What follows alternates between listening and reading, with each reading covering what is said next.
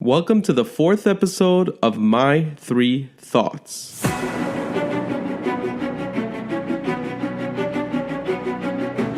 In this episode, I talk about Erik Larson's book, The Devil in the White City, and my three thoughts, which are the 1893 World Fair, creativity of the writing, and deception of evil.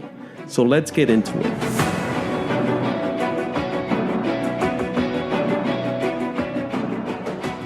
I'm your host, Alexander the Great Reader, and this is a podcast where we read, study lessons, and build our inner power so the next level we will reach does not tolerate cowards. I really enjoyed this book by Erik Larson, mainly because I was born and raised in Chicago, and the whole story, the majority of the story is set in Chicago and about Chicago.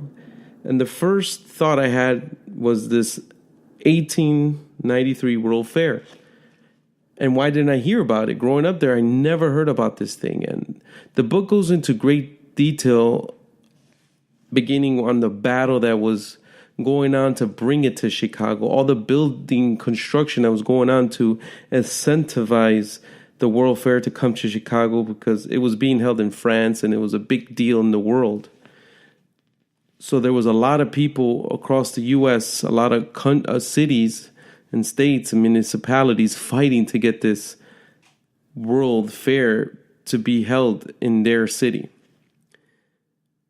And it was pretty awesome listening to all the famous people that were going there, the people of those time, presidents, dignitaries from other countries, inventors, businessmen, celebrities were all going to this World Fair.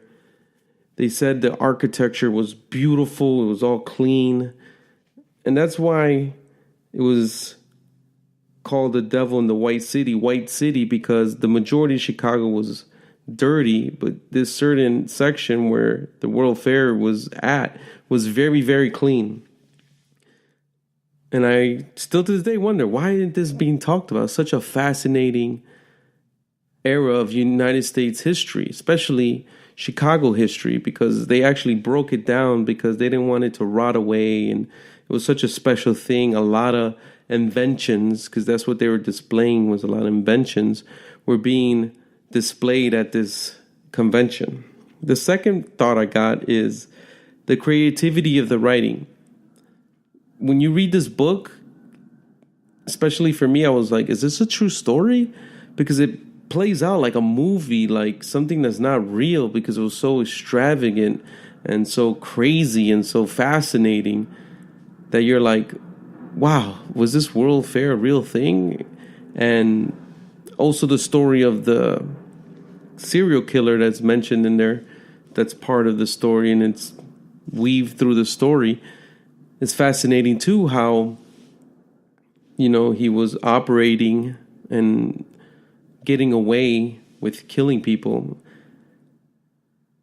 So it's pretty cool the way he wrote this true crime story with the amazing story of the World Fair in a way that you feel like you're reading a novel, but it's actually a true story. The third is deception of evil. And being from Chicago, I have a trauma. There was a serial killer that used to dress like a clown and he killed kids. And his name was John Wayne Gacy.